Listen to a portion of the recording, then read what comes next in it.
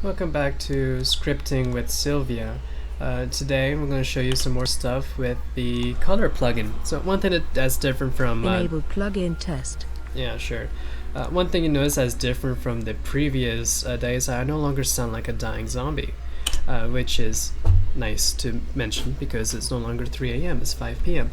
The second thing is, while I was trying to find a ship to fight against, is that we have a new define here, which is important, which is plugin target. Plugin test. Oh, Jesus Christ, Sylvia, shut up. Which is plugin target. So that tells her where she needs to pay attention to actually look. So it's just the game's exe file name. So ftlgame.exe, easy peasy. Onto the color plugin itself, we no longer use a base color because it didn't do shit, so I tossed it out. But we still use the pixel coordinate, and 365 by 60 is actually this location around here, I think. And so when this color, which is green, changes to black, we will trigger this block statement here once, saying that we took damage. If it changes to red, we will trigger this block statement constantly, but each time it's red, which is I think once per second, saying it's red.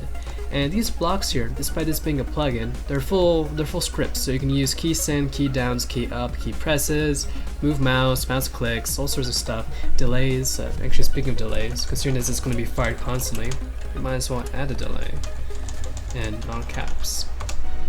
So let's run her up real quick and take some damage. Scripts. Joke. Enable plugin test. Enable plugin test. Alright. Hit me. Anytime now. We took damage. As you can see, we took damage. Changed color, as you can see. Now, here's a little bit of an issue. Well, I'll tell you later. But first, let's do something which is red. And you notice that even though it's black, she only said we took damage once, because it only triggers once. But if we put something which is red, it's red. It's red.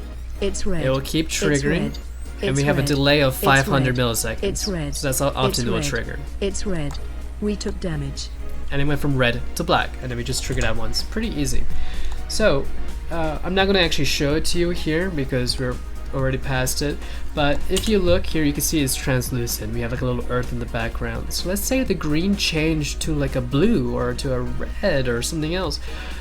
It's not black, so we don't care about that. We want to know that it's no longer green. So we do have another function here, which is not green, and so whenever it's not green, that will trigger. I'm not going to show it to you, but just believe me, it works. But yeah, just another quick preview of the updated color plugin at the moment.